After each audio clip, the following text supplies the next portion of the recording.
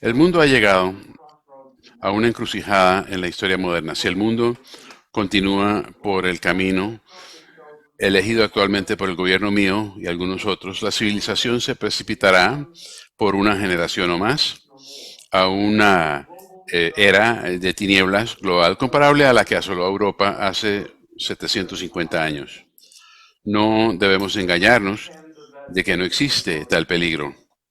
Debemos comprometernos a la alternativa de esperanza que preferirán los gobiernos sabios. Por tanto, hablaré con franqueza, pero también con optimismo, de una segunda encrucijada, el Oriente Medio, hasta donde llega la historia conocida, mucho, mucho antes del descubrimiento del petróleo. El Oriente Medio ha sido crucero estratégico entre Eurasia y África. ¿Cómo lo es hoy? Con o sin petróleo, el significado estratégico e histórico de Oriente Medio continuará.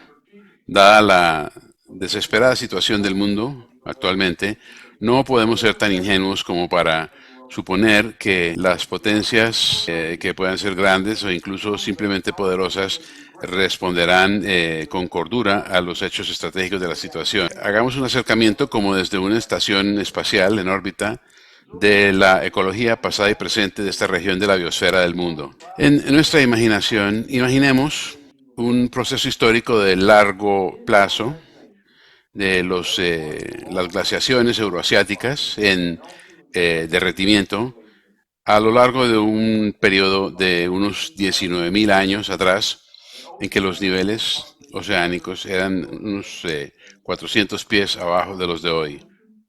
Veamos la fase posterior de resecamiento de las regiones alguna vez ricas y actualmente desérticas del Sahara, el Golfo y Asia Central. Desde el punto de vista de ese panorama en perspectiva histórica, es un recordatorio útil de la manera de lo que ya sabemos, que los factores estratégicos económicos más cruciales del Oriente Medio hoy no son el petróleo, sino el agua. Saludos a todos desde los diferentes países en los que nos están escuchando. Estamos organizando esta conferencia sobre el plan Oasis para inyectar una perspectiva de esperanza y mostrar una salida a una situación que de otra manera es desesperada, muy peligrosa y una situación catastrófica en el suroeste de Asia. Si no reemplazamos esta situación, podría convertirse rápidamente en una guerra total regional que se convertiría en una guerra nuclear y podría significar el fin de la especie humana en este planeta. Para poder evitar el peligro a corto plazo, lo que se necesita es un salto cognitivo, tener un concepto de un enfoque completamente diferente, es decir, definir los intereses económicos y de seguridad de los palestinos, los árabes en general, al igual que de israelíes y de los países vecinos en la región más amplia. ¿Por qué digo esto?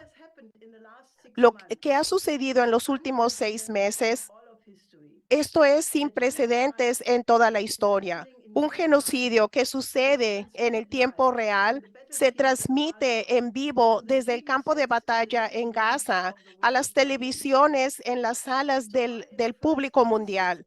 Así que en el primer instante del ataque de Hamas el 7 de octubre a los pueblos israelíes, causando 1,200 muertes, la simpatía de la mayoría del mundo estaba con Israel. Esto cambió día a día, semana a semana, mes tras mes. Miles de millones de personas podían ver con sus propios ojos los comentarios que no eran filtrados de los comentaristas, y lo que vieron no era una reacción medida de un país bajo ataque, sino una limpieza étnica sin cesar en un pequeño territorio cerrado por un equipo militar mejor equipado en el mundo, usando inteligencia artificial para atacar a los líderes de Hamas y al mismo tiempo negándole agua, alimentos, servicios médicos, electricidad, vivienda, ropa, servicios para toda la población. Hasta ahora, las bajas palestinas son de alrededor de 33,400, de los cuales 17,000 son niños. Esto es 44% de todos los muertos son niños y más de 1,000,000,000 de personas están muriendo de hambre. Es por eso que ha habido cientos de miles de personas en las calles en los países islámicos de las ciudades estadounidenses y europeas y en las universidades. Después del ataque israelí al consulado iraní en Damasco, el comandante del CENTCOM, Michael Kurila, que visita ahora Israel, donde se reunió con el jefe de las Fuerzas Armadas de israelíes, a Halevi, y al ministro de Defensa Gallant, y visitó también al comando de la Fuerza Aérea. Los medios del occidente están hablando de un posible ataque a Irán, de que Irán atacaría a varios blancos en Israel. Claramente es una situación que puede tornar a toda la región a una guerra global. A pesar de esta escalada y más debido a esto, es muy urgente que haya un enfoque completamente diferente, es decir, el llamado Plan Oasis que propuso en 1975 mi finado esposo Lyndon LaRouche. Se basa en la idea de crear un incentivo para tanto los palestinos e israelíes para reemplazar el sentir actual de ser heridos de dolor y de desesperación y el odio de algunos con una perspectiva de un desarrollo económico común para la creación de un mejor futuro para todas las generaciones por venir. Para los palestinos es de vital importancia para su existencia y para los israelíes, ellos deben escuchar a aquellos que les advierten que el cambio de la percepción del mundo, tanto como Ami Ayalon, el exdirector de Shin Bet durante el periodo de los acuerdos de Oslo. En un artículo en la revista Foreign Affairs, él advierte a Israel que después del ataque de la FDI a las personas que buscaban suministros, donde mataron a 29, hirieron a 112 personas e hirieron a 760 personas que trataban de obtener alimentos, y el ataque a la World Central Kitchen a las personas erradicaron la legitimidad de la guerra ante los ojos del mundo, que ya no se trata de defensa, sino es un acto de expansión y agresión. Además, Ayalon dice, Israel no puede ganar eliminando al liderazgo de Hamas, ya que no va a eliminar la ideología de Hamas. Aunque la actual crisis no llevaría a la aniquilación de toda la especie humana, obviamente eliminaría a Israel. Si el ciclo de violencia no se interrumpe, el futuro para todos será un infierno en el que una guerra seguirá a otra, como lo hemos visto en los últimos 75 años. Todo el tiempo alimentando a los productores de armas y al complejo militar industrial que sigue creciendo. Lo que proponemos es una versión moderna del Plan Oasis que propuso Lyndon LaRouche en 1975, que él propuso después de ir a una celebración del partido Baath en Irak, al que atendieron muchos miembros de los países no alineados. Para cualquier persona que visite al suroeste de Asia, se ve la presencia del desierto, la escasez de agua, especialmente de agua dulce. También es claro que los requisitos para el consumo de agua para la población israelí o árabe desde el punto de vista moderno no se puede satisfacer con el agua existente naturalmente. Pero además, los conflictos militares son debido a la falta de agua y a los esfuerzos de controlar el acceso al agua. los acuíferos de la región no suministran el agua suficiente y por lo tanto el que se comparta de manera equitativa no va a resolver el problema. Para crear grandes cantidades de agua nueva se deben usar varios métodos. El más obvio serían hacer varios canales que conecten al Mediterráneo con el Mar Muerto y el Mar Muerto con el Mar Rojo. em, y con y dado que el Mar Rojo está a 400 metros por debajo del Mediterráneo, eso permite para que haya energía hidráulica. La idea es aumentar el tamaño de los canales de manera suficiente para que haya desalinización de agua, lo cual se puede hacer con las plantas nucleares. Aunque el producir agua fresca costara, tuviera un costo alto, eh, el beneficio económico de la enorme actividad económica que se genera en muchas áreas donde no había absolutamente nada antes es de órdenes de magnitud más grandes que lo que se gastó originalmente.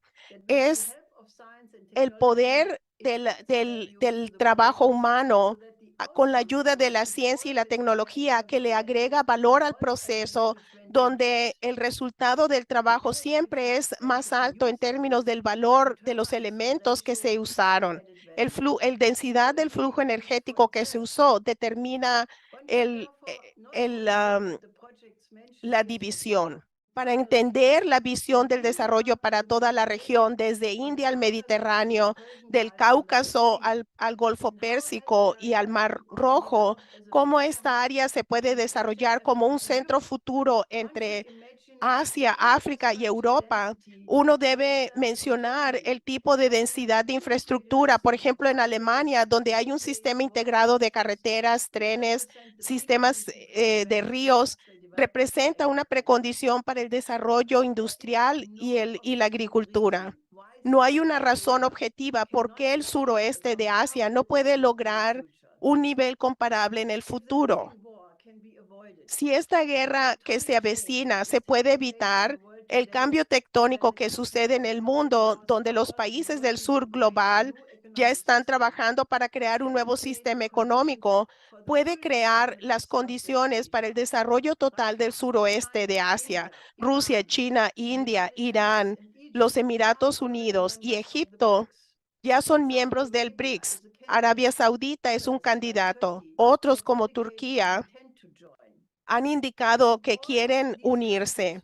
Si todos estos países estuvieran de acuerdo en esta perspectiva de desarrollo del Plan Oasis y organizaran una conferencia del suroeste de Asia de manera en base a la tradición de Westfalia, la presente catástrofe puede evitarse y la crisis puede ser el inicio de una nueva era de paz y de desarrollo. Henry Kissinger, quien pretendía ser un experto en el orden de Westfalia, lo cual no entendió, insistiendo que requería el que hubiese un policía unipolar. Él afirmaba que el sistema de Westfalia nunca se aplicaba al Medio Oriente porque Turquía, Egipto e Irán tenían las bases históricas, mientras que las fronteras de los otros países reflejaban lo arbitrario de los victoriosos de la Primera Guerra Mundial, obviamente refiriéndose al intento de manipulaciones futuras del Tratado Sykes-Picot. Por eso, el mundo debe regresar a la verdadera paz de Westfalia y establecer una nueva arquitectura de seguridad y desarrollo que tome en cuenta los intereses de cada país en el planeta. Esa nueva arquitectura debe de manera enfática incluir a Rusia, China, Estados Unidos, al igual que una solución de dos estados para Israel y Palestina. Segundo, el proyecto del costo de guerra del Instituto Watson en la Universidad Brown en Rhode Island en los 20 años del 9/11, del 2001 al 2021, los gastos militares de Estados Unidos incluyendo gastos colaterales, fueron 8 billones de dólares que se gastaron en cuestiones militares y contraterroristas en 85 países, sin incluir las operaciones especiales de Estados Unidos, de la CIA, operaciones de apoyo militares, guerras, operaciones psicológicas.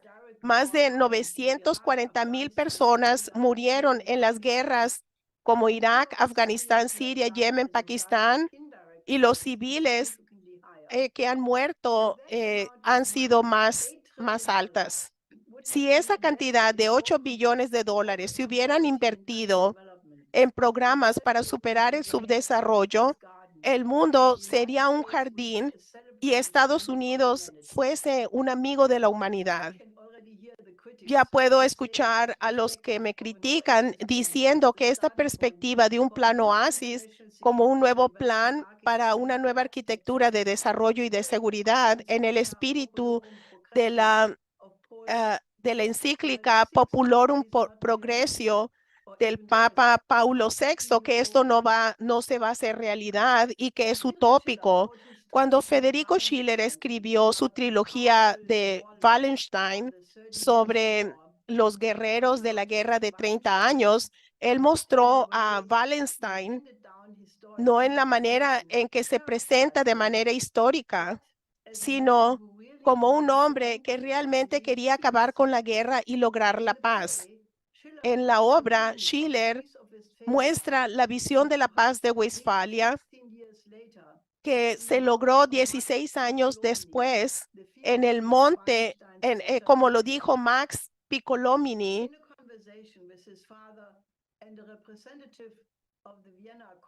y el representante de la Corte de Viena, Kestenberg. Max dice, lo haces a Wallenstein, un hombre indignante, y Dios sabe, y más porque él no destruyó a los sajones. Él busca la confianza del enemigo como la única manera de la paz, porque si la guerra no acaba en la guerra, ¿de dónde va a resultar la paz? Esa es la idea. Si la paz no termina en la guerra, si la guerra no termina en la guerra, ¿de dónde va a venir la paz? Inspirar la confianza en el enemigo es la única manera de lograr la paz. En el abismo, qué va a ser de la vida en el planeta? Somos nosotros, la humanidad, la especie creativa, y podemos encontrar una solución de este peligro. Así que pongamos al plan Oasis en la mesa de todos los gobiernos del mundo. Gracias.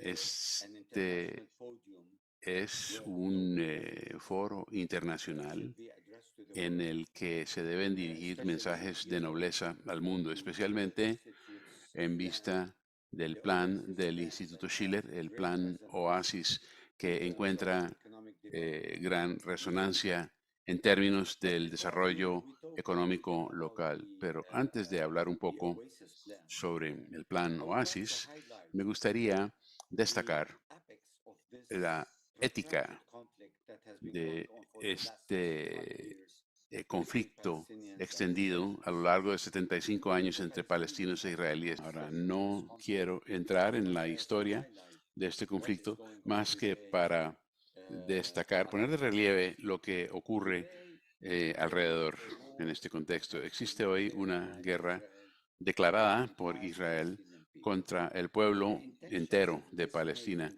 con la intención de diezmarlo, de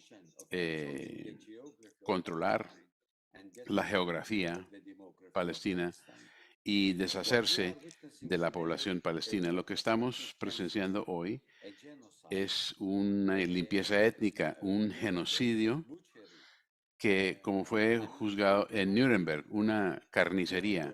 El pretexto del 7 de octubre ha mostrado la intención explícita de Israel, que no es solamente perseguir a Hamas, sino destruir la población palestina en Gaza. en Jerusalén y también en Cisjordania. De a dónde seguimos desde aquí hasta ahora, hemos visto que todo ha fallado. Y cuando digo que ha fallado miserablemente en el logro de estos objetivos. No podrán deshacerse, ni han podido deshacerse de Hamás, ni han podido deshacerse de 2 millones de palestinos que ahora mueren de hambre en Gaza. No pueden deshacerse de la lucha palestina por la independencia, de su lucha por la autodeterminación, porque la realidad es que los palestinos nunca se arrodillarán y nunca aceptarán la desintegración como lo hicieron en 1948. Habiéndolo dicho ya, porque el tiempo apremia y no quiero seguir describiendo la situación actual, lo que me gustaría pronosticar es lo que puede hacerse para lograr básicamente dos países vecinos existiendo en paz. Diría yo que el pueblo palestino, incluso bajo la ocupación, ha practicado la forma más elevada de democracia. Hemos realizado elecciones, hemos construido una sociedad civil, hemos creado vínculos entre nuestra sociedad y el gobierno de esta sociedad y tenemos básicamente libertad de expresión y también hemos procurado construir un sistema económico a pesar de estar eh, completamente sometidos a la economía israelí. Pero se ha conseguido, viendo las opciones y los recursos de cómo se puede crear una economía productiva. Desde luego, la falta de acuíferos, la escasez de recursos en Cisjordania, porque los colonos acaparan la mayoría del agua y la controlan y en nuestro acceso al agua. Básicamente, esto restringe nuestra producción agrícola y esto conduce a un enfoque necesario o limitaciones necesariamente al desarrollo, pero la, el desarrollo económico bajo la ocupación israelí y su control de nuestros recursos, tanto físicos como humanos, si hablamos de paz, nunca habrá paz mientras no se obtenga una solución política. No hay solución económica sin solución política a este conflicto prolongado que lleva vamos hacia 8 décadas de conflicto sistémico. Esto me inclina más a mí a hablar de las perspectivas de paz. Hablando pues del agua y la UNESCO, me gustaría expresar un aspecto porque es algo que siempre se lee entre líneas.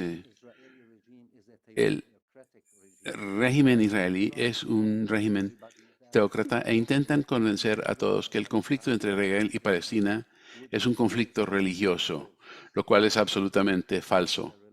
Este conflicto no es un conflicto religioso, sino un conflicto político. Es un conflicto legal, no es un conflicto religioso. Con esto vamos a pasar ahora al asunto del agua, como lo ve la UNESCO. En la UNESCO tenemos un programa que se llama Programa Hidrológico Intergubernamental. Fue fundado en 1975, después del deterioro hidrológico que hubo entre 1965 y 1970. Este programa de cooperación intergubernamental, hidrológico gubernamental, es un ejemplo de cooperación intergubernamental en el sistema de la ONU y en UNESCO. Hay un consejo intergubernamental que se reúne cada año y traza la cooperación entre los Estados miembros sobre el tema del agua. Y está lo que llamamos el Foro Mundial del Agua en el próximo, que será el 10º foro, que tendrá lugar en Indonesia a fines de mayo, no tengo la fecha exacta. Bien, esto quiere decir que la UNESCO también está encargada de la cooperación en torno al agua, uno de los principales principios del plan Oasis. La cuestión del agua es ahora si la relacionamos con la guerra genocida de Israel en Gaza. Todo el mundo reconoce claramente que están usando el agua como un arma. Es lo que llamamos la instrumentalización bélica del agua, de los recursos hídricos. Esto se tiene que denunciar, debe ser condenado por la comunidad internacional y desafortunadamente la comunidad internacional observa pasivamente el asunto, con lo cual se hace cómplice. Muchos países son partícipes del conflicto porque están proporcionando a Israel las armas y los medios para llevar a cabo estas acciones. Esa es una complicidad activa, pero existe también la complicidad pasiva de quienes se abstienen de intervenir en esta crisis con su elemento hidrológico. Estimados delegados y distinguidos invitados, al reunirnos hoy aquí en la conferencia internacional organizada por el Instituto Schiller, tengo el honor de dirigirme a ustedes en nombre de la República de Sudáfrica. Esta ocasión, que coincide con hitos significativos en la historia de nuestra nación, nos impulsa a reflexionar sobre el camino que hemos recorrido, los retos que hemos superado y la senda que vislumbramos para el futuro. Hace 30 años, el 27 de abril de 1994, Sudáfrica celebró un acontecimiento trascendental, las primeras elecciones democráticas. Este momento crucial marcó la culminación de una larga y ardua lucha contra el apartheid, una lucha alimentada por el compromiso inquebrantable de nuestro pueblo con la justicia, la igualdad y la libertad. Al conmemorar 3 décadas de democracia, es imperativo que transmitamos las lecciones de nuestro pasado a las generaciones más jóvenes, inspirándolas para que se salvaguarden la libertad que tanto nos ha costado conseguir y permanezcan vigilantes ante cualquier amenaza a nuestros valores democráticos. El tema de esta conferencia, el desarrollo como marco necesario para la paz, resuena profundamente en la trayectoria de Sudáfrica. Nuestra experiencia subraya el vínculo intrínseco entre el desarrollo y la paz, reconociendo que la paz sostenible solo puede florecer en sociedades en las que se nutre el desarrollo y se fomenta el crecimiento integrador. Además, al reflexionar sobre las palabras de Nelson Mandela, recordamos las aspiraciones fundamentales compartidas por toda la humanidad: el deseo de seguridad, medios de subsistencia, salud y educación. Nos incumbe, como ciudadanos del mundo, trabajar incansablemente para hacer realidad estas aspiraciones para todos. Mientras navegamos por las complejidades del mundo contemporáneo, marcado por conflictos y crisis, se nos recuerda el imperativo de unirnos en pos de la paz. De Gaza a Ucrania y más allá, la búsqueda de la paz no conoce fronteras y requiere una acción colectiva basada en el diálogo, la empatía y la comprensión. Nos incumbe defender la causa de la paz, abogar por la diplomacia frente a la discordia y tender puentes de cooperación que trasciendan las divisiones ideológicas. Las palabras Saquemos inspiración de las generaciones futuras. Juntos, que tengamos un mundo mejor y paz. Nos reunimos en un momento en el que nuestro mundo nunca había estado tan cerca a un terrible desastre de un enfrentamiento nuclear que podría llevarnos a una guerra mundial. Al mismo tiempo, creo que nos reunimos aquí también cuando hay grandes posibilidades de cómo desarrollarnos de manera internacional que puede elevar a nuestra gente de la pobreza y hacia un periodo de desarrollo y de paz.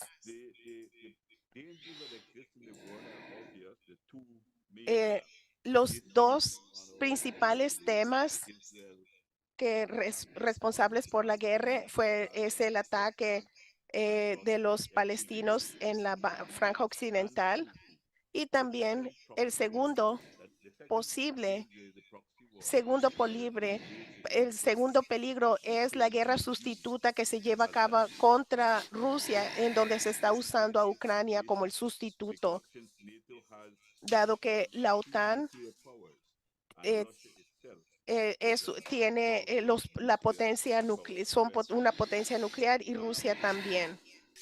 Solo recuerden que antes de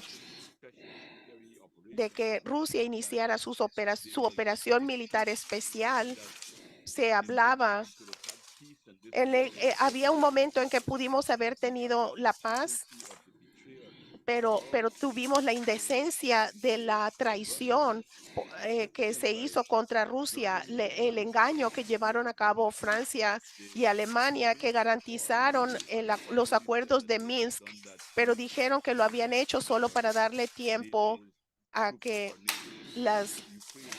para que Ucrania estuviese a la altura de una potencia de la OTAN. Este tipo de mentalidad muestra la actitud de Estados Unidos también contra China, porque todas las políticas que han llevado a cabo por parte de Estados Unidos,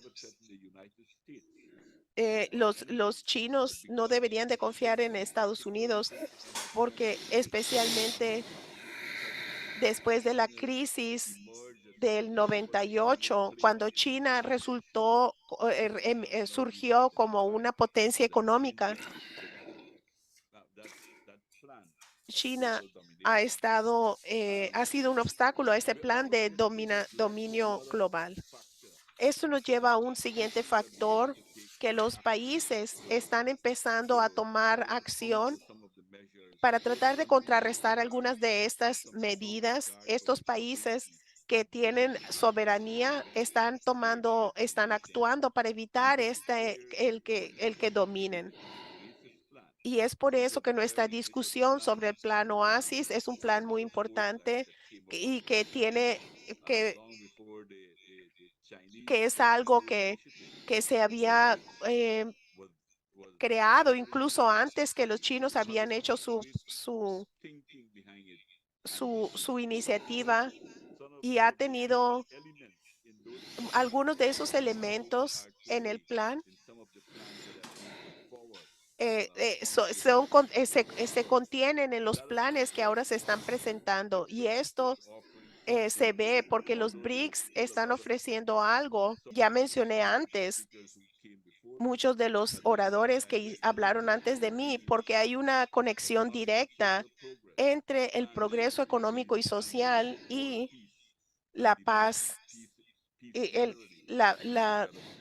de la paz en general y el desarrollo. No podemos tener planes de paz. Y yo dije que la paz es lo más importante, pero para sostener la paz, para obtener una paz sostenida, debemos tener un progreso económico y social que los países del BRICS están ofreciendo. Bueno, yo quiero agradecer a ambos de ustedes a ambos embajadores de Afganistán por compartir sus experiencias con nosotros, porque que sabemos que el mundo debe conocer esto. Me gustaría básicamente enfatizar que creo que usted mencionó que necesitamos tener una solución política primero, y eso es exactamente lo que el plan Oasis está. Pongámoslo en un nivel diferente, porque todos los debates en las Naciones Unidas y en otros foros que exigen una solución política no lograron lo que se intentaba. Y nosotros pensamos que tenemos que tener un compromiso firme para un programa de desarrollo económico como una precondición para avanzar en la situación política. Ahora, cuando se firmaron los acuerdos de Oslo, Lyndon LaRouche, mi esposo, él decía de manera enfática que la única manera en que podía tener éxito era de tener las palas en la tierra y empezar a mover la maquinaria para que la gente en el terreno pudiera ver que se iba a mejorar su vida de manera inmediata. Y eso no se hizo porque en ese momento el Banco Mundial negó el tipo de crédito que era necesario. Y como sabemos, el plan de Oslo, los acuerdos de Oslo no tuvieron éxito, dado que todo el propósito de esta conferencia es juntar, especialmente cuando escuchamos a los otros oradores en el siguiente panel, queremos tener un plan como un proyecto de desarrollo que son como un ramo de flores para tener a todos los gobiernos del mundo e instituciones para básicamente tener el tipo de apoyo, porque yo personalmente pienso que la única manera en que podemos implementar es si tenemos una conferencia de emergencia del Medio Oriente, como al principio se mencionó. China propuso eso, pero desafortunadamente no lo han concretizado. Pero también es la idea de que tenemos que tener una conferencia de emergencia, y creo que la tradición de la paz de Westfalia es un precedente muy útil, y luego hablar cuál será la visión para toda la región, porque hay que romper el ciclo de la violencia y de la desesperación. Y si hubiera una visión de cómo el suroeste de Asia luciría en 20, en 50 o incluso en 100 años, si es una área completamente desarrollada con bosques, todo, reverdecer todo, tener una infraestructura donde ahora es el desierto, y tener la visión de que todos los jóvenes pueden ser científicos, ingenieros, científicos, maestros, agricultores. Entonces uno tiene la razón de por qué uno estudia y por qué dirige, uno organiza así su vida. Y creo que ese sentido de esperanza en los jóvenes es casi la precondición para que este proyecto tenga éxito. Así que pienso que una visión de una mejora económica es el ingrediente esencial para lograr la paz y encontrar una solución política. Y yo quisiera agradecerles mucho por su participación, y espero que nos ayuden organizando a favor de este proyecto, incluso más allá de esta conferencia. ¿Puedo hacer una contribución simple antes de partir? A la señora LaRouche, a su elocuente presentación. Muchas gracias por su preocupación sobre nuestro país, porque como sabes, el punto del Medio Oriente es como la solución de Palestina. Yo puedo entender cómo el desarrollo económico puede catalizar ese efecto en el proceso de negociación entre dos países que de manera legítima se puedan respetar y encontrar una solución posible para una paz, y esa paz longeva se basa en la integración económica. Eso no se puede subestimar, pero no podemos hablar del desarrollo económico con dos negociantes dos países, uno es el que está a la cabeza y otro es el que está siendo aplastado. No se puede tener una negociación con los que nos están ocupando. Necesitamos mejorar las negociaciones actuales que se basen en el respeto mutuo. Cuando no hay un respeto entre las dos partes, entonces los resultados serán un fracaso. Y por supuesto, yo quiero agregar una frase que siempre hago. Nunca habrá una solución militar a nuestro problema. Como en todas las guerras, no va a traer paz y la seguridad ni para Israel ni para nosotros. Así que lo que yo digo, la única salida es mediante las negociaciones, el respeto mutuo, el incluyentes, no excluyentes y la idea de respeto a todos y que todos estén de manera en el mismo nivel. Muchas gracias por invitarme. Quiero incluir con palabras positivas que la guerra nunca traerá la paz. La paz traerá la estabilidad y la prosperidad económica. Muchas gracias. Muchas gracias. Gracias, madame. ¿Dónde empezamos? Crear las condiciones para el diálogo. El presidente Clinton realizó más de 175 llamadas telefónicas a jefes de Estado en apoyo directo al proceso de paz de Medio Oriente, además de 6 visitas a la región. El presidente también organizó una serie de reuniones y cumbres en los Estados Unidos para avanzar el proceso, las conversaciones entre Israel y Siria en Shepherd's Downtown y las reuniones de White River en el 98, la firma del 94 de la Declaración de Washington por parte de Israel y Jordania, que puso el fin a la guerra, y la firma de la Declaración de Principios del 93 para el histórico apretón de manos entre el primer ministro Rabin y el presidente Arafat. La posición de Indonesia. La defensa de Palestina por parte de Indonesia del colonialismo israelí es una implementación del preámbulo de la Constitución de 1945. Condena todas las formas de colonialismo y se compromete a lograr la paz y a mantener la firme postura del presidente Sukarno. Por lo tanto, Indonesia necesita estar preparada política, militar, diplomática y financieramente. Nota: Indonesia no tiene capacidad de proyectar su poder militar tan lejos, sin mencionar que estamos vergonzosamente superados en armas. La centralidad de la causa palestina versus acciones de países individuales. Las principales potencias islámicas se propusieron lograr una apariencia de un frente unido en la cuestión vital de Palestina, pero solo han logrado reforzar las divisiones prevalecientes. El punto importante a tener en cuenta es que si bien la declaración conjunta ha defendido la centralidad de la causa palestina como condición previa para la paz y la estabilidad regionales, las acciones de los países individuales revelan sus intereses nacionales y geoestratégicos y no la causa palestina.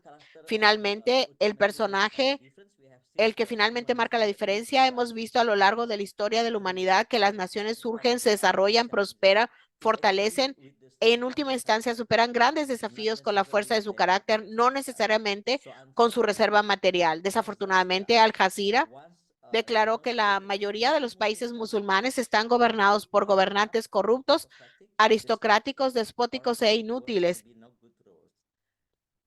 esperando que Indonesia haga algo significativo porque según la mayoría musulmana enfrentará un camino largo y empinado a nivel interno. Entonces, ¿qué puede hacer Indonesia?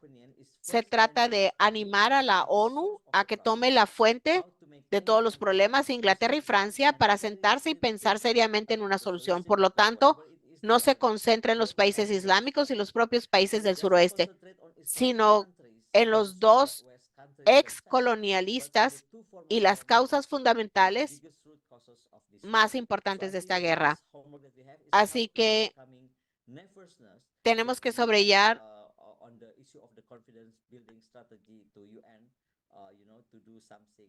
para hacer Eso es lo que quería comunicarles. Muchas gracias. I would like to thank the leadership of the International Schiller Institute for convening this important and timely conference.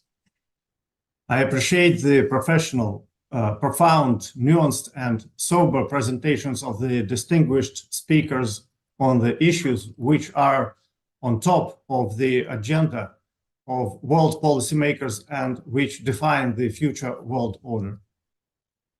I fully agree with the statement of the conference organizers that it falls to us to ensure that every life in the world is sacred, that international law must prevail to prevent genocide, and that economic development must be the engine for peace.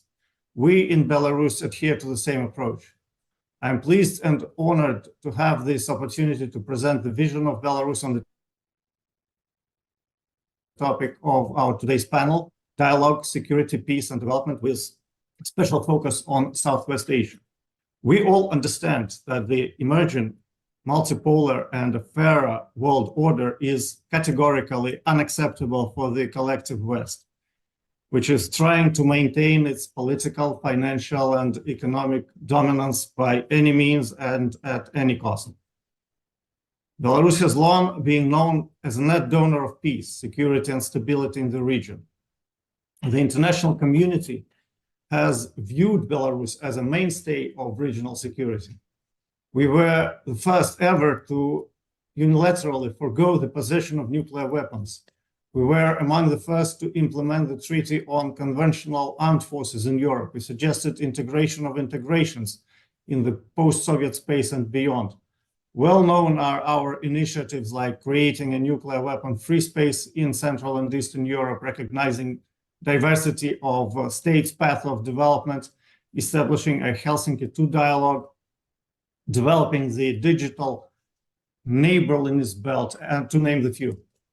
Everyone knows about Minsk Agreement that helped to avoid massive human casualties in eastern Ukraine between 2015 and 2022, and was the only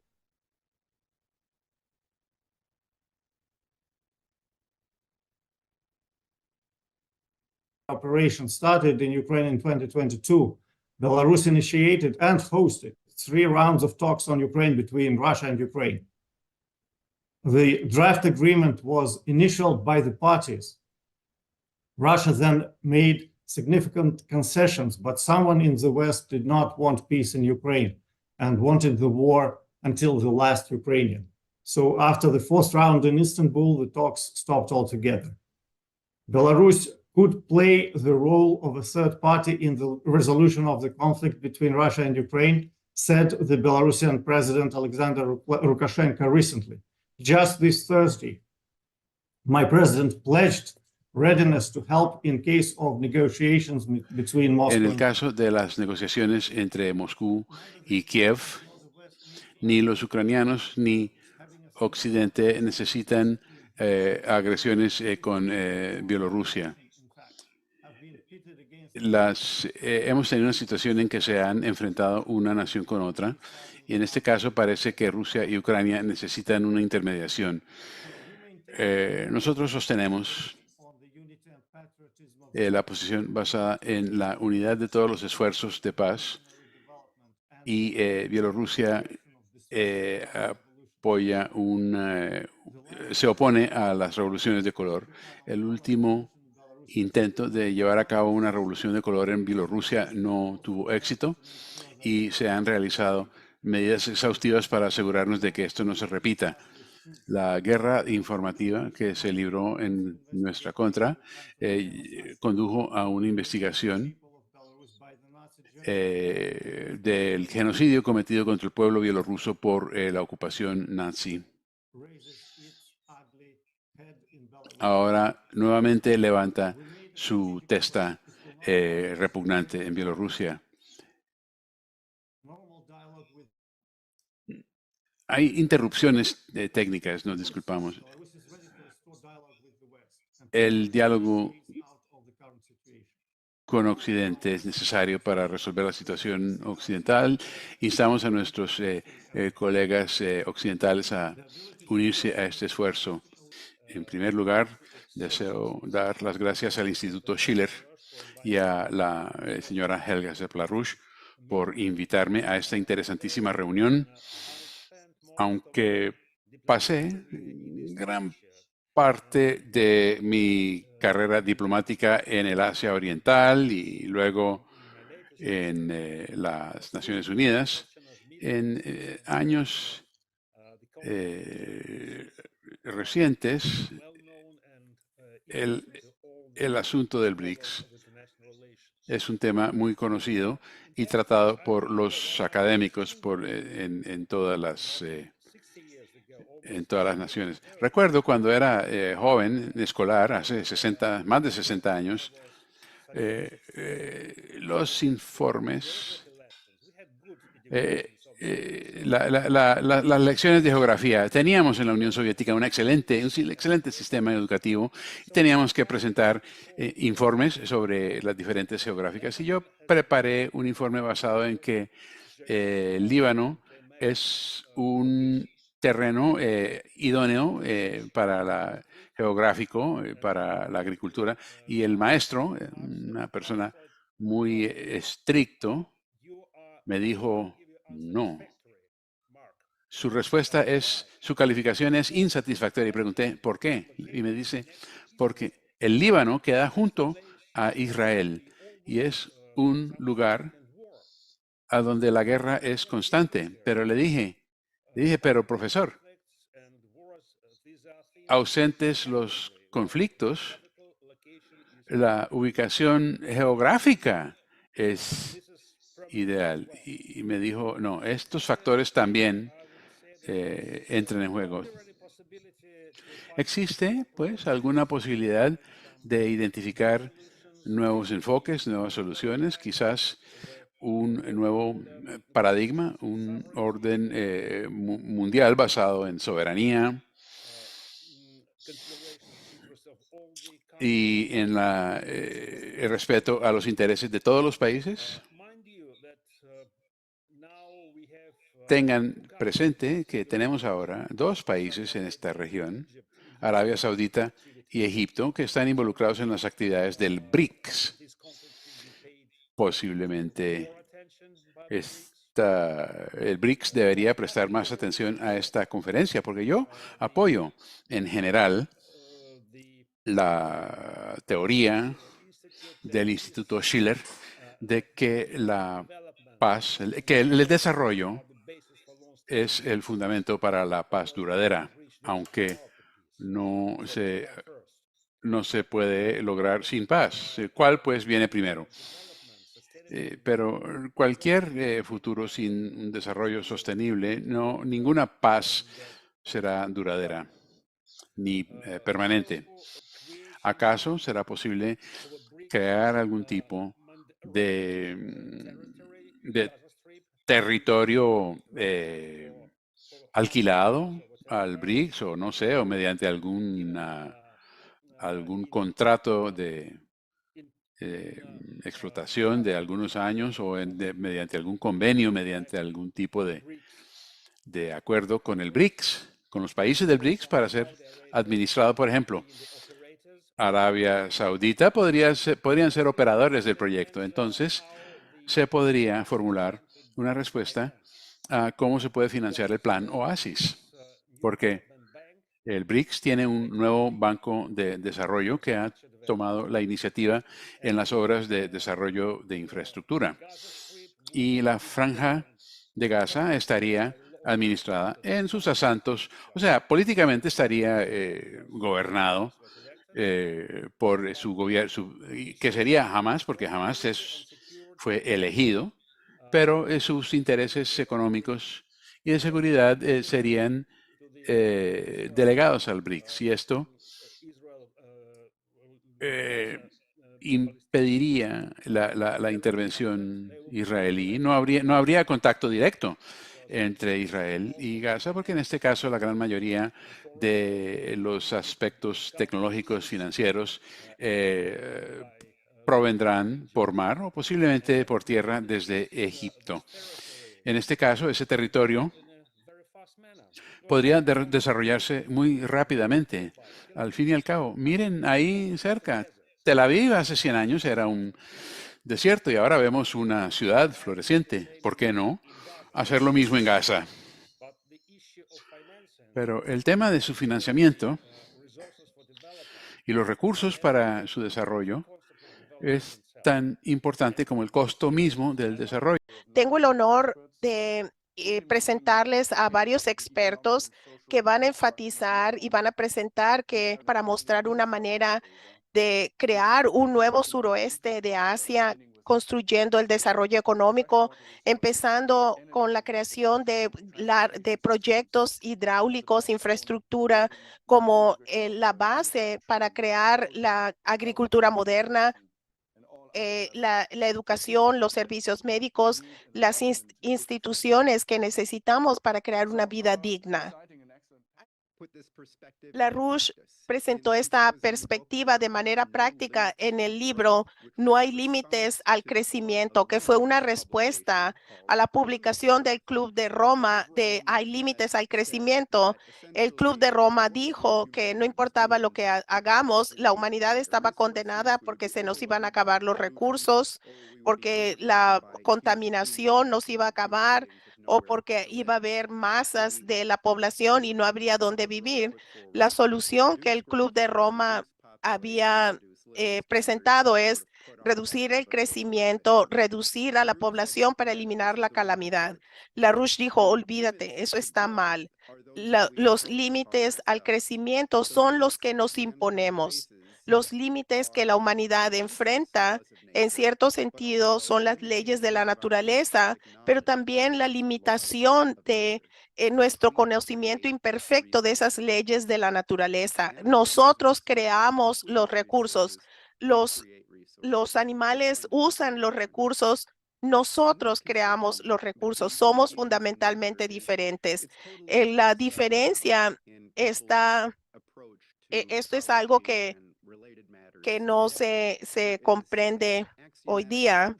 Hay un supuesto axiomático. That using our abilities to Así que usar nuestra capacidad para transformar a la naturaleza, eso es un pecado, y si hay que dejar a la naturaleza sola. Ese es un video de LaRouche hablando sobre esa idea.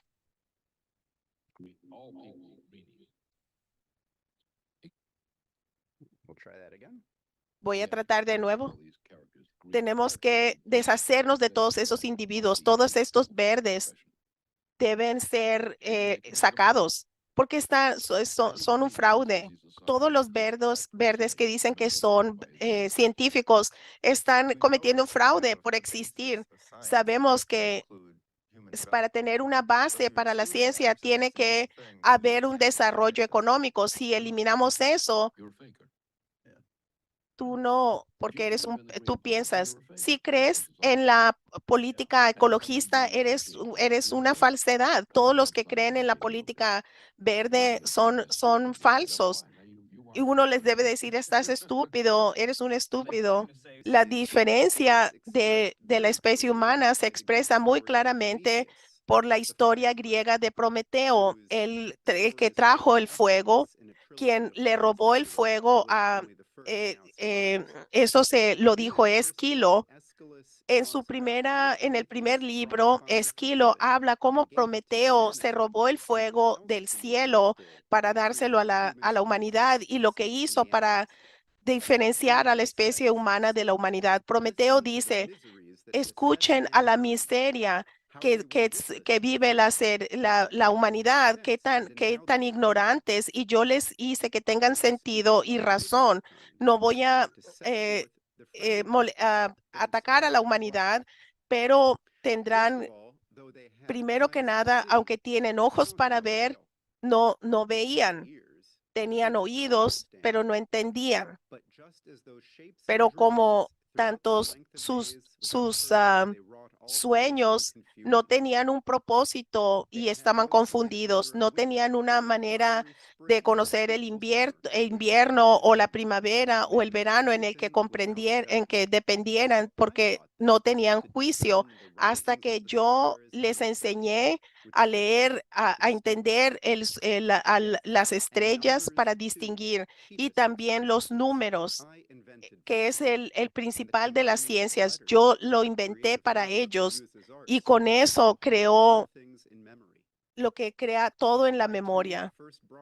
Yo también hice que las bestias fuesen amaestradas bajo el yugo. Su parecer, Prometeo explica a través de su regalo del fuego y del conocimiento, transformó lo que podía ser la humanidad. Aquí vemos un mapa de Israel y Palestina. Creo que se darán cuenta que Gaza y la franja occidental, que comparación con los territorios que Israel posee, no luce tan verde. El agua y la escasez de agua es un problema grande. Vemos el consumo de agua por persona. Hay una gran disparidad entre los israelíes que tienen acceso a 247 litros por persona. Esto incluye a los colonos en la franja occidental y vemos a los palestinos 82.4 litros. Estos los palestinos que no tienen acceso al agua, 26. Esto es muy por debajo de lo que recomienda la Organización Mundial de Salud. ¿Cómo puedes tener una solución de 2 estados si un estado no es viable porque no tiene agua?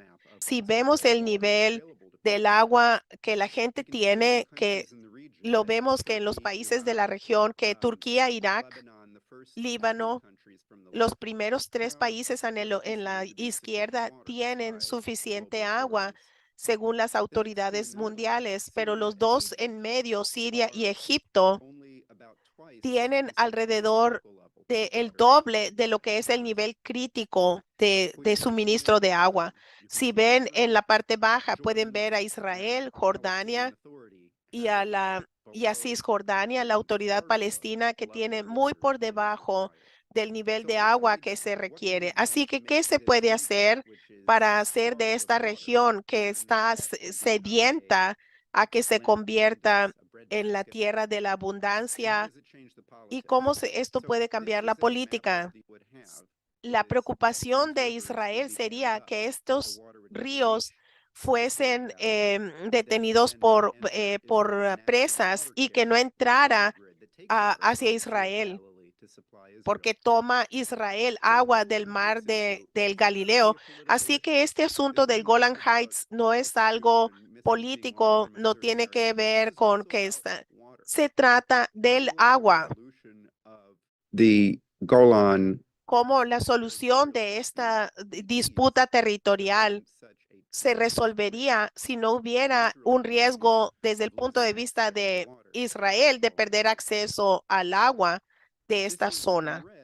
También está la propuesta para llevarla del Mar Rojo al Mar Muerto. Y aquí está el reino de Jordania. Y si pueden ver esta línea naranja y la línea azul, pueden ver que se bombea el agua y se desaliniza para proporcionar agua a las comunidades. La desalinización produce agua dulce y se tiene que hacer algo con la sal. No crea bloques, pero crea agua salubre. Y se toma esta agua y se separa. No se debe mezclar. Se puede mandar al rey muerto, al mar muerto, que no le va a preocupar. El agua continúa. Hay más desalinización hasta el mar muerto y se suministra hasta Amán, Jordania, donde también tienen escasez de agua, y como el agua salada llega al mar muerto, se puede producir electricidad. El tipo de energía que se requiere duplicaría el flujo de esta parte. Combinando todo esto junto con trenes que se proyectan, otras conexiones. Si uno piensa sobre la región en general, en la iniciativa de la Franja y la Ruta, en este marco, vemos esta zona es un centro natural de conectividad, es donde se une Europa, África, Asia. Esta es una ubicación fantástica, con suficiente agua, transporte. Esta es una zona que estaría floreciendo verdaderamente.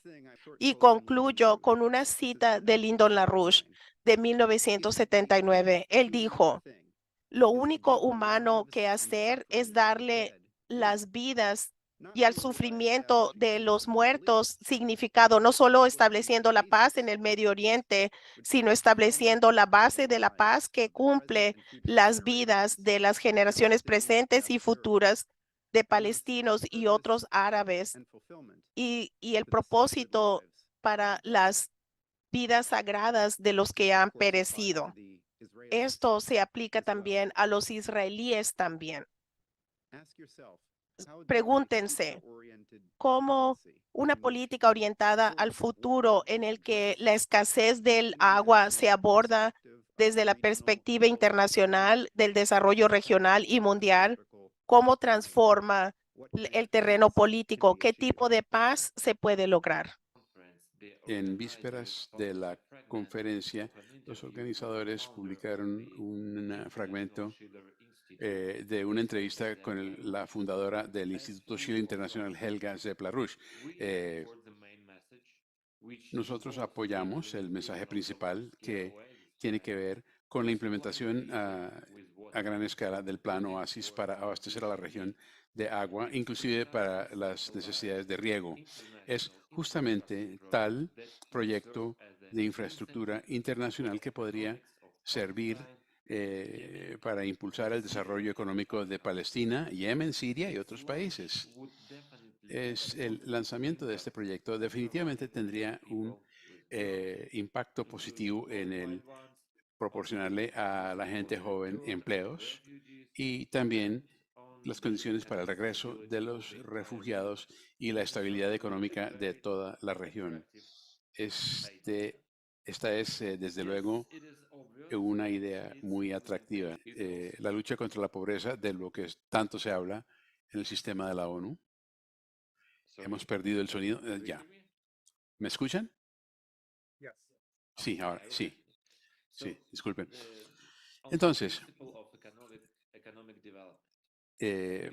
regresando al principio de desarrollo económico, es imposible garantizar la eliminación del cáncer si solo se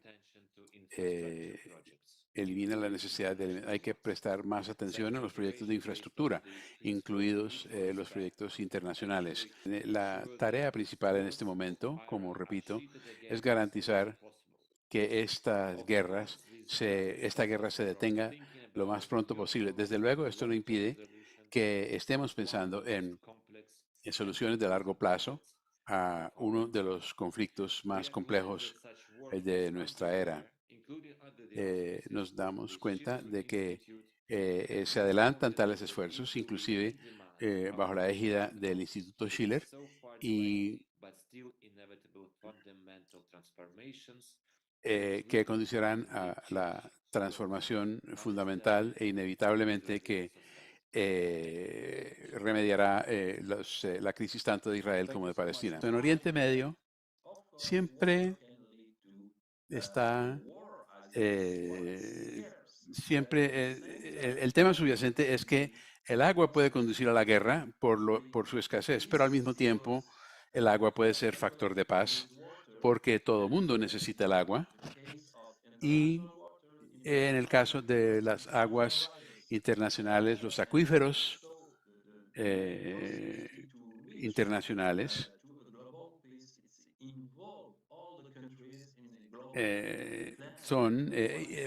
sirven para involucrar a todos los países en un plan global compartido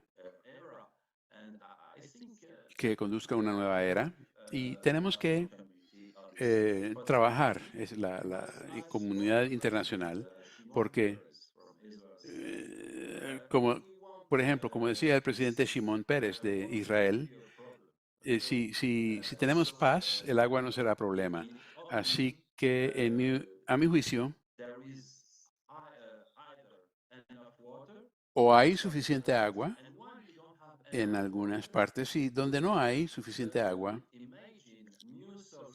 podemos imaginar soluciones para hacer más, producir más agua. Y por eso este proyecto funcionará basado en la desalación del agua en todos los países del Oriente Medio. Ahora ya sabemos que contamos con tecnología en la que podemos apoyarnos. Desde luego, las nuevas fuentes de energía, posiblemente la energía nuclear. Y por eso yo me mantengo optimista, quizás no en los años inmediatos, tal vez 5 o 10 años, pero existen ahora grandes posibilidades técnicas de traer la paz mediante el agua. Muchas gracias. Durante muchos siglos, donde los científicos pueden hablar unos a otros, y eso es muy importante. También tenemos que mirar a algo más, porque hay una correlación entre el país y su consumo de electricidad. Y hay una correlación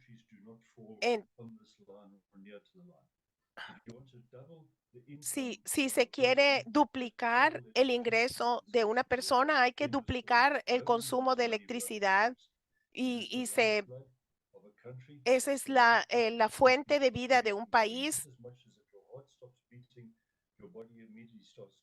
Y si eso se detiene, y si esa es la sangre, y si la electricidad se reduce, todo se desploma. El consumo de agua del mundo se ha doblado y se seguirá duplicando. Y la madre naturaleza no va a crear más agua. Así que el agua se convierte también en tema de energía, tema de electricidad. Tenemos que mover más el agua. Se necesita más desalación, más bombeo, más canales y también métodos científicos de trasladar el agua. Ya escucharon al orador anterior hablando sobre la situación de la distribución del agua en la región del Oriente Medio, donde se puede tomar agua del mar, desalarla, distribuirla por la tierra, lo cual es un problema tecnológico. Necesitamos, pues, un contexto en que hay reglas y estructura. No se puede permitir que los izquierdistas sin ley vengan a desbaratar todo esto, ya que se tiene que doblar el consumo de electricidad y agua en paralelo. Esto ya que, como lo ejemplifica, por ejemplo, la desalación. Deben deslindarse de estos planes verdes que no funcionan. La tecnología, pues, como base para la existencia de la humanidad es muy posible, pero es un reto, un desafío intelectual que es nuestra tarea abordar. Así que tenemos que aprender la lección de que la paz es una relación basada en la colaboración, la asociación y el compartir juntos un interés común que conduce a la estabilidad y la sostenibilidad. Y lo más importante es que esta paz sea dinámica para adaptarse a las necesidades, a las actualizaciones, porque la vida no es estática, es cambiante. Así que necesitamos esta paz para trabajar en ella. Así pues, necesitamos en primer lugar poner fin a este genocidio e iniciar negociaciones serias basadas en las resoluciones internacionales para poner fin a la ocupación, a las injusticias y, lo que es más importante, a la rendición de cuentas, porque necesitamos rendir cuentas en nuestro mundo y paralelamente poner en marcha el tema de desarrollo económico que sería coherente con la estabilidad y la sostenibilidad. Créanme, esto sembrará la esperanza entre la gente, ver un cambio en sus vidas. Esa es la clave del éxito del desarrollo económico basado en el fin de la violencia y el conflicto, la ocupación y las injusticias. ¿Qué podemos hacer? Insto a la comunidad internacional que está afligida por lo que está ocurriendo, porque lo que está ocurriendo en Palestina traspasa barreras y traspasando barreras el mundo está dividido ahora entre los líderes políticos y el público. Pero el público está de pie y estoy seguro de que un día el público dirá, es hora de humanizar, de igualar, de estabilizar y de actuar. Y tenemos que presionar a los líderes políticos que son parciales, cómplices e indiferentes o incluso selectivos para servir a su propia agenda. Es hora de detenerlos y de que rindan cuentas de sus actos y sean expulsados de sus cargos. Esta será la garantía de que el futuro es del pueblo, no de los dirigentes políticos.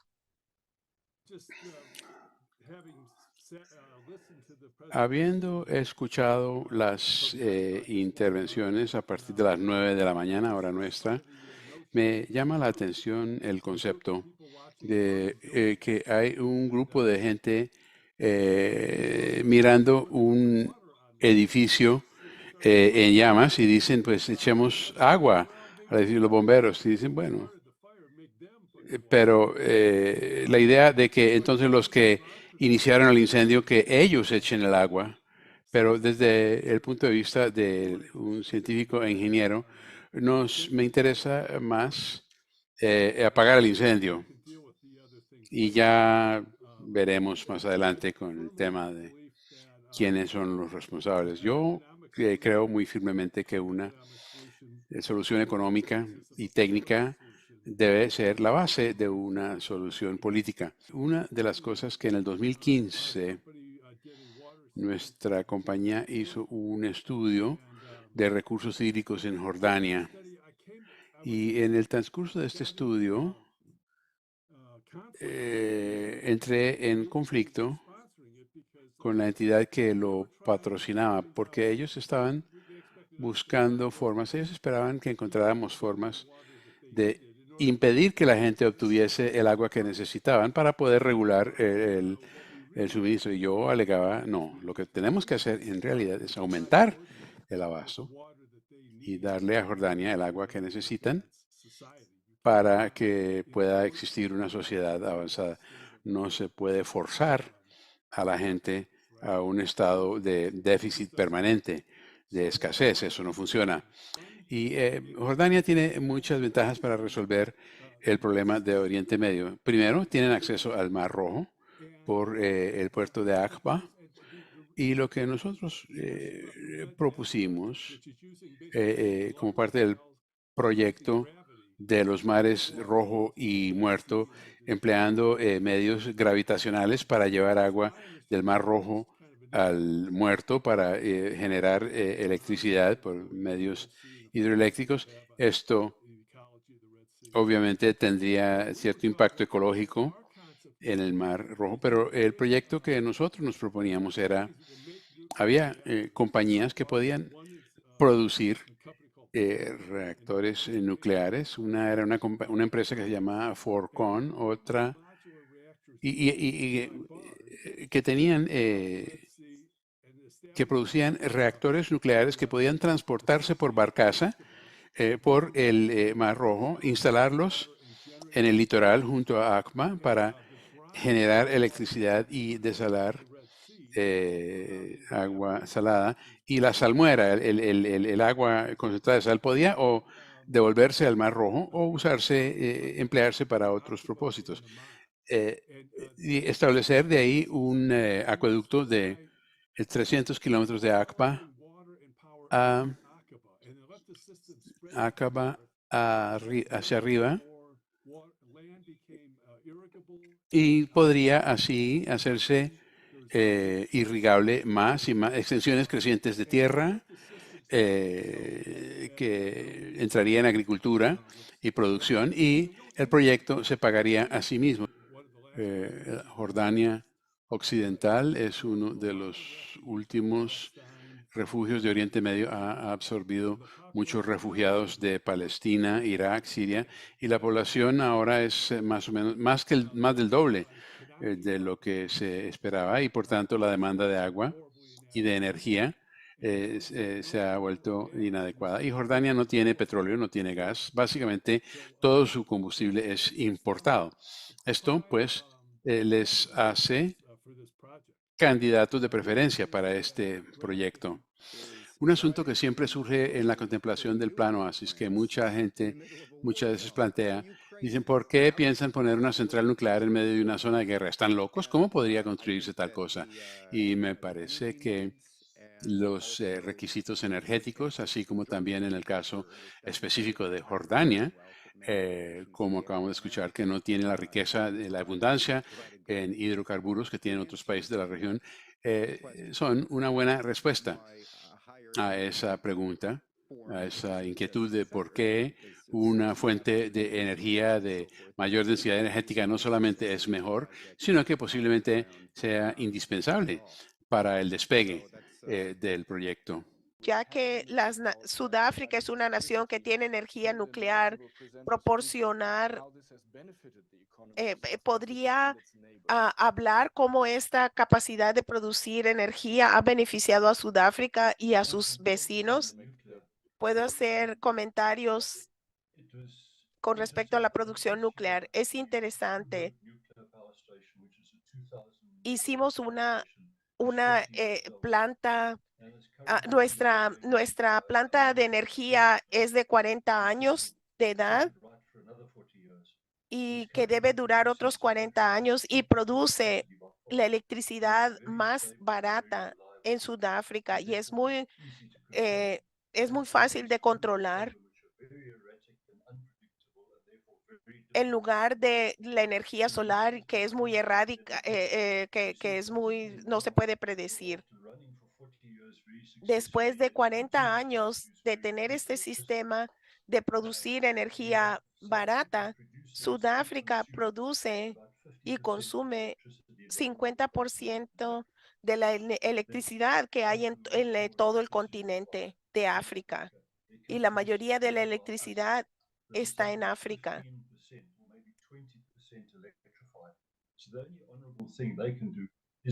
Y lo que pueden hacer es duplicar la producción de energía eléctrica y duplicarla una y otra vez. Sí. Vamos llegando ya al momento de concluir esta sesión.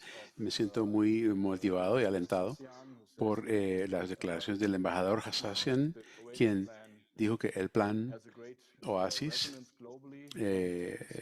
ha hallado gran resonancia internacionalmente y será tomado en serio. Y la embajadora Sisulu, quien ha expresado también que el plan Oasis suscitará gran interés, y me parece que hemos sentado pues las bases para propagar esta idea. Me gustaría pues ver que una mayor integración de la gente que está en los medios tecnológicos y científicos, juntando esfuerzos para resolver los problemas del futuro. Bueno, yo diría que es todo. Yo quiero manifestarles a todos ustedes, si les gusta las labores del Instituto Schiller, no duden en hacerse miembros. Aquí tenemos el vínculo con el sitio de internet, schillerinstitute.com, y ahí ustedes podrán hallar los mecanismos para asociarse. Jason, tú querías hablar. Bueno, yo quería por lo menos abordar al menos seminalmente lo que plantea William de Ore. ¿Qué sigue? ¿Cuál es el siguiente paso?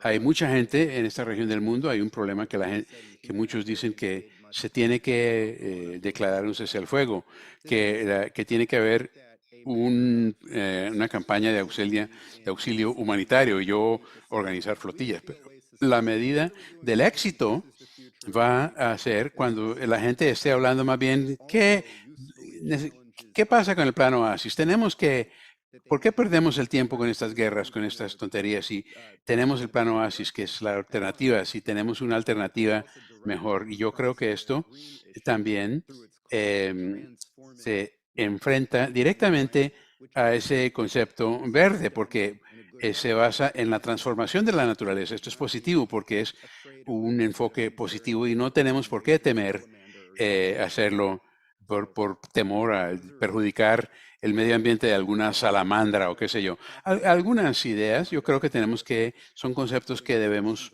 popularizar y establecer nuevos foros para ampliar la discusión y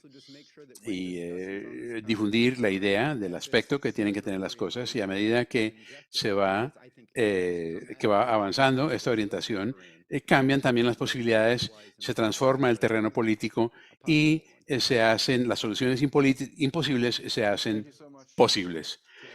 Muchas gracias